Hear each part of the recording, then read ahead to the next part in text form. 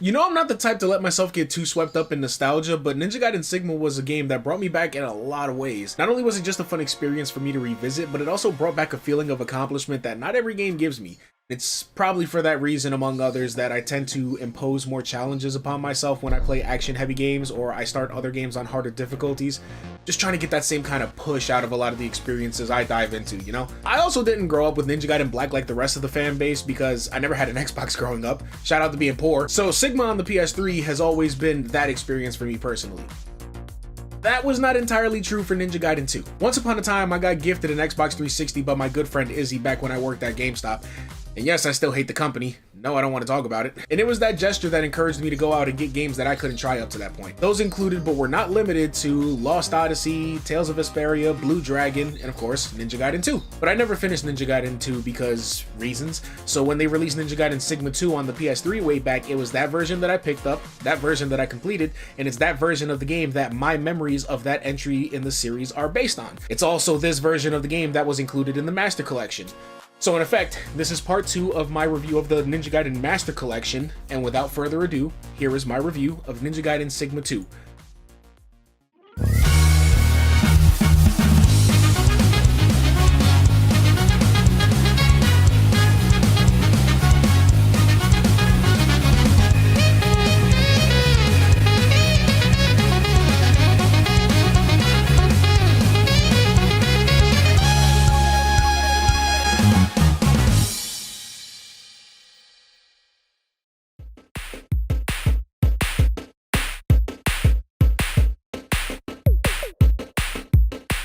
Ninja Gaiden Sigma 2 features another simple, if 100% more straightforward story than its predecessor. It kicks off with a woman named Irene in a futuristic version of Tokyo speaking to the old man Muramasa, who in this one conversation has more speaking lines than the entirety of his script in the first game. That conversation revolves around Irene trying to track down Ryu Hayabusa because she's caught wind of a plot surrounding the Archfiend before she gets kidnapped by the Black Spider Ninja Clan, a group that was heavily present in the Vigor Empire in the first game, only now they're serving as the main antagonistic group for Ryu to cut through, and he proceeds to do just that. But unfortunately, once again, while he's out doing his ninja thing, the leader of the Black Spider Clan, a man named Genshin, along with a woman we later learn is named Elizabeth, attacks the Hayabusa village and steals the Archfiend statue, an artifact instrumental to the revival of said Archfiend. And it's right about here that I noticed a pattern that I was slightly salty about. Why is the Hayabusa village so entirely unprepared to be attacked at any given moment when their key players are absent? Hell, Ryu's dad is even present for this one, but for some reason he's a straight pushover and gets bodied almost as immediately as Ryu shows up to help. I just feel like these people should not be in possession of multiple world-ending threat level artifacts just because they're the Hayabusa clan. But you know what? Whatever.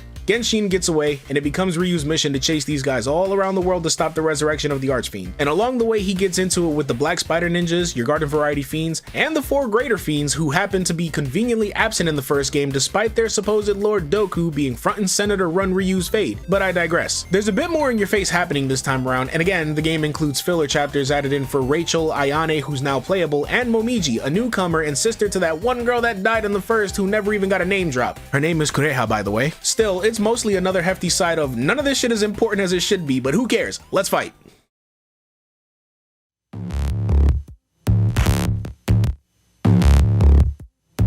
Sigma 2's gameplay was very interesting to revisit because of one thing.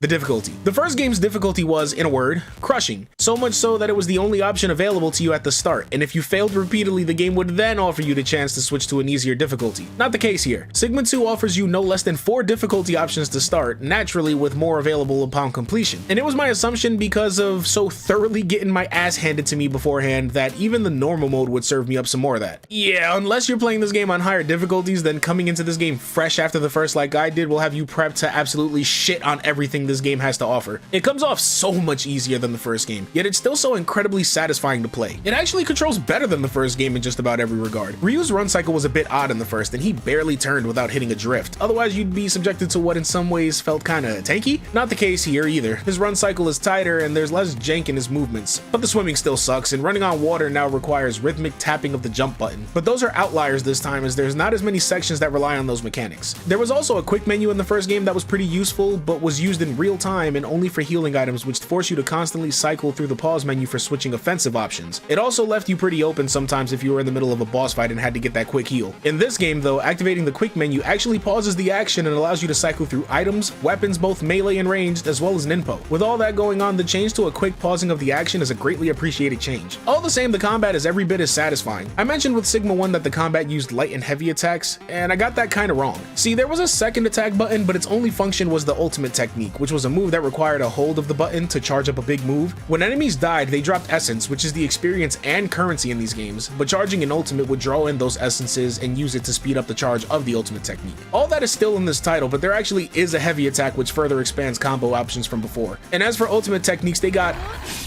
cooler. By and large, every weapon is further expanded in these ways, and though in more regular difficulties, the difficulty itself can be missing, the insane stuff you can do is something of a supplement for what's not there. Because with it, there's so much more added in that more than compensates for what's lacking. This was peak Ninja Gaiden gameplay for me. Literally every combat situation I ended up in was satisfying to play, and it looked great too. Speaking of which,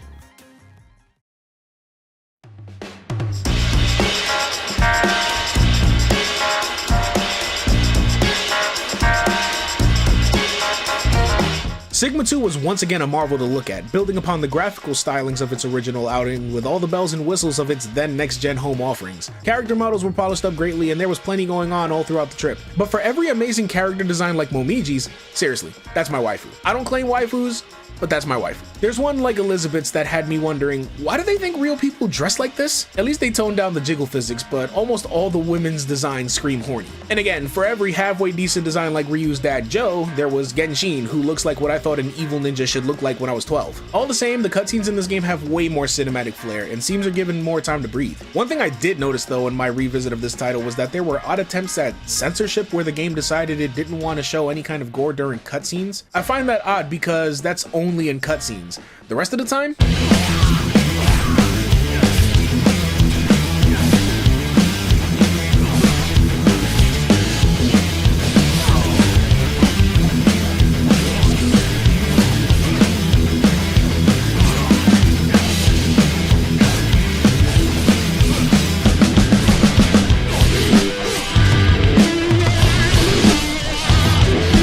I try not to focus on the differences between versions of this game and the first one, as I'm not too familiar with the original iterations of the first Ninja Gaiden, but this stuck out to me. And it turns out the original version of Ninja Gaiden 2 actually contained no such censorship. That was a choice made when porting the game to the PS3. And when it was later ported to the PlayStation Vita as Ninja Gaiden Sigma 2 Plus, good god that's a mouthful, there was an option to enable the gore and cinematics. Why that version, or at least that option, wasn't included in this port, I don't know. But it was something I, before knowing the reason, outwardly commented on during my playthrough on my Twitch channel. Again though, the rest of the time, the action is beautifully displayed. It never looked so satisfying before. When big groups show up and a lot is going on, you can pull off some really crazy looking stuff. And honestly, as much as the original game slapped your shit, doing all this wild bullshit and just watching all the enemies get shredded is probably the most cathartic thing I experienced in years. That serotonin bomb was hitting different, swear to god. As far as environments, it all still looks good, but also kind of not as detailed. You travel across the world in this game, from the village to New York, Italy, and even the Arctic, and every in-between and underneath. But as opposed to the first game's hallway-style design, a lot of areas throughout the game are far more open and allow for more spacing in fights. There's definitely room to breathe, but in that same vein, there's less to see. It also takes away from the acrobatics that one used to be able to pull off, yet that's compensated for with the sheer mobility that Ryu displays in battles with regular techniques. Not to mention his ability to instantly close the distance between himself and multiple enemies when pulling off ultimate attacks. There's not a moment in this game where anything looks unimpressive in motion, and not once does it stutter or dip in frames. That and its soundtrack, which focuses more on high-octane action-filled rock as opposed to the more eclectic music used for some of the more varied cultural backdrops of the first game, only adds to the adrenaline you feel going through this murderous odyssey. Ninja Gaiden Sigma 2 was, and still is, regarded as the peak of the trilogy in my opinion. It hits the ground running and allows you to feel powerful while still testing your mettle depending on your chosen difficulty. It's still very much a game that isn't afraid to say, I know what I'm about and why you're here. And I think that's part of what helped it endure. And as I say time and again, you're always welcome to add to the conversation in the comments. If you like the video, be sure to subscribe as I continue to push for my channel to hit 1,000 subs this year. And I thank you for your time all the same. But the next time you see me, we're going to be discussing Ninja Gaiden 3 Razor's Edge, which of the Master Collection is the only new experience I had. So I look forward to expounding on that one for you because, yeah, I have a lot to say. But I'll save that for later. Take care, everyone. See you soon.